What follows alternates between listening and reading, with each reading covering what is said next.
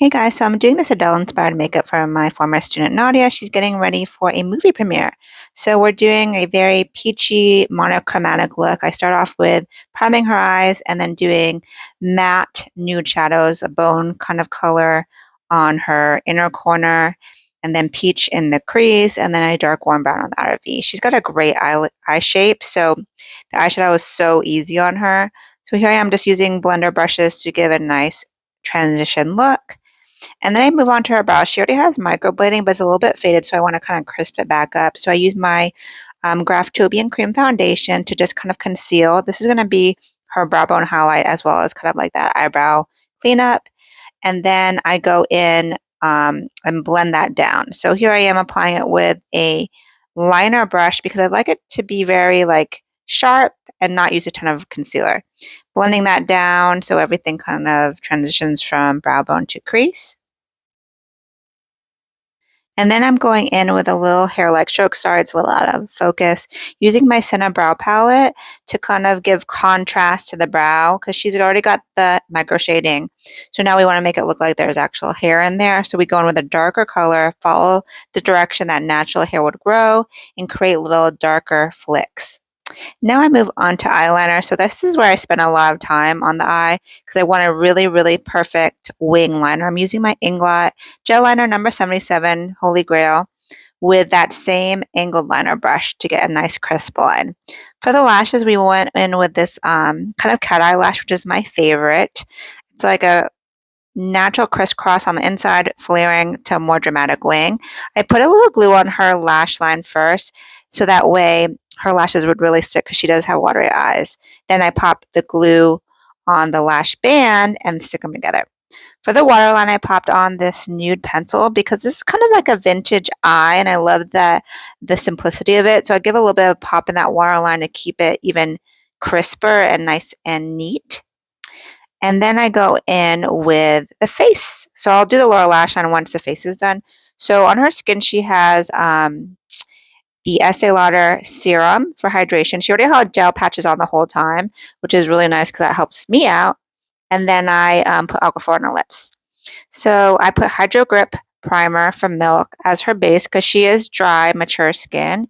And I wanted the makeup to last all night long for this premiere. And then I go in with Charlotte Tilbury Airbrush Flawless Filter in like the light to medium shades. As you can see, it's creating glow already.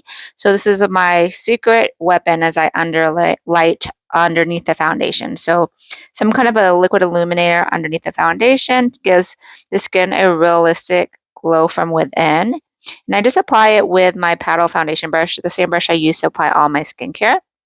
I'm going back to the eyes really quick and I'm smoking them out a smidge with a dark matte brown. So I bring that onto the lash line as well as the outer V. Once the lash is on, I can tell usually that whether or not I need a little bit more eyeshadow. And it's just like gives a little bit more to the eye. So it's not just super simple. So just applying that with a blender brush. So it's like, again, very subtle and blends super well. Gorgeous already. So now this is the trickiest part of the complexion is under eyes. She does have some discoloration and some fine lines under there. And this is her hardest part on herself to do her makeup. So I go in with color corrector from NARS, the NARS Under Eye Brightening Corrector, and I mix a teeny bit of the B3 Balm Astrea Facial Oil. That's the key to get a silky under eye, is mixing a little bit of facial oil in there. And I use this little finger brush and really kind of pat and trying to flick it and get it in all the lines. It helps when the client looks up like this because it stretches out the eye skin. And I just go back and forth with light layers of corrector because I want it to be light, but I want coverage. All right, check. Now we move on to the foundation. So I'm using my favorite Face Atelier. This is a silicone-based foundation. I just love it, the finish. It's really smoothing, also dewy.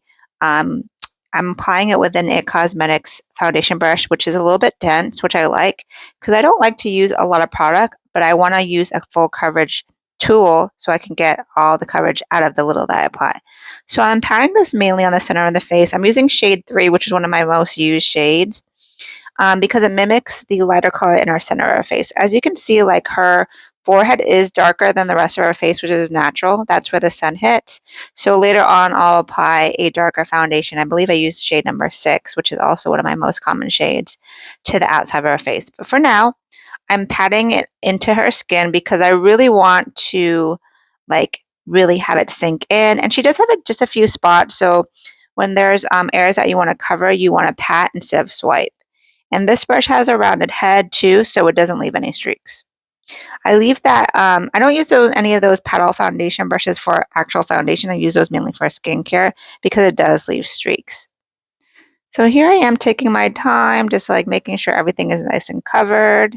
Not a lot of product, it's more just like moving the product that I do have around on the skin. I didn't speed this up. It's all happening in real time, so you can see the actual steps I take. All right, so now I'm moving to the outside of the face using the darker foundation like I mentioned. So this is going to already begin like the highlight and contour, like the natural shading of the face. And then I go in now and we're going to start highlighting the center of our face and the under eyes. Again, we want to move in light layers. You never want to put a ton of product on, especially under the eye, because that's where it can get cakey really fast. And I still use my B3 Balm Australia oil mix in with concealer under the eyes. I'm using Hourglass concealer, and it's pretty thick, right? So the oil helps to kind of shear it down as well as make it super creamy. So I'm placing that underneath the eyes, taking my time, and I actually go a smidge lighter because it wasn't giving the highlight that she likes. She already told me she loves highlight and contour. One of her inspirations is Beyonce. So I was like, let me add a little bit more of a brighter. Not a ton, just enough to shade it lighter. Then I take this clean brush. It's like a smaller face brush, and I help tap out the edges of that concealer because I want to transition into the face, the foundation shade, and blend really well. So you want areas that look separate, like lighter and darker, but you want them to all bleed into each other. So again, I just tap so that way I don't lose the coverage, but it's doing the blending for me. The skin is giving juicy. All right, now I begin the contour. So I'm using my favorite Dennis Balm Contour with this other small brush. It's synthetic, so it's great for creams and liquids. I start with more of a tan shade. This is kind of giving warmth to the face. It's giving her bronze. And I apply it to the outside of her face, the cheekbones. And I can be a little bit more generous on the forehead because she has a little bit more space up there. I just tap it into the skin because I don't want to disturb the foundation that's underneath. Do you see the contrast? But it looks so natural. That's why I love this product because it's a balm, so it doesn't look heavy and it's really, really easy to blend. I remember back in the day, I used to try to use like concealer and it was so pigmented that would be like, take so much more time to blend. So again, I'm taking my time, blending this in real time motion. And it's already looking nice and sculpted, but I don't stop there. No, no, no. I'll add a darker contour later. Here I am going along the jaw. I notice as women age, like the jaw starts to like sag a little bit. So this is a great way to kind of give that lifted look. And don't just go on the jaw, go all the way underneath the neck. And then I go back and blend the edges again with this clean brush. So that way the contour transitions into the rest of the face. So I'm just blending away with my clean brush to transition the contour into the highlight, into the foundation. Blend, blend, blend. That's the key. And then I go in now with a darker shade of that Dennis Contour Balm. So I'm only applying a little bit of this because I don't want to darken the whole face, just kind of like the deepest pockets. So I'm going back in with a small blender that I used for the original contour and going in and blending this in its little pocket. So it's all about dimension, levels. That's what makes a makeup look good, like these subtle kind of points of elevation. You can see how I'm going all the way into the hairline, especially when someone has light hair. You want to make sure that you go all the way back because you don't want there to be like a strip of light skin behind the contour because then it looks weird. And I'm still blending, y'all. This is what it looks like. Plus, I was chatting it up because we were talking about all the things. Like I said, she's a former student of mine. So we have a relationship, so it's nice when I can do makeup for my former students and they book me as their makeup artist. It's like actually a really big compliment. So now I'm applying a little bit of cream blush. I'm using the Glossier Peach Tone blush to match her eyes and eventually the lips. We're doing that peach monochromatic look. I'm using a stippling brush because I don't want it to come on too pigmented. Then I'm putting a Rare Beauty cheek highlight on, a little shimmer on her nose. Not too much now. I just want to give the dewiness to the skin. And then I'm going in with my nose contour, the lighter color, because I don't want it to be too dark. Her nose is already small, just adding a little bit of definition to the nose, switching to a smaller brush to kind of fit into those natural shadows, and blending it into the crease of the eye. I am now going back into the concealer and retapping in any lines, fixing anything, because the face is going to move, so I don't really worry about touching up the under eyes till the very end. Otherwise, you'll be messing with it the whole time. So just let the skin settle. I'm basically pushing everything back together because, like I said, it's her problem area. So we want to make it super duper smooth before we set it. So I'm now switching to a fluffier brush just to make sure everything is smooth. Setting the under eyes with the Givenchy Prism Libre powder, the pink one, the original formula. I still have a little bit left.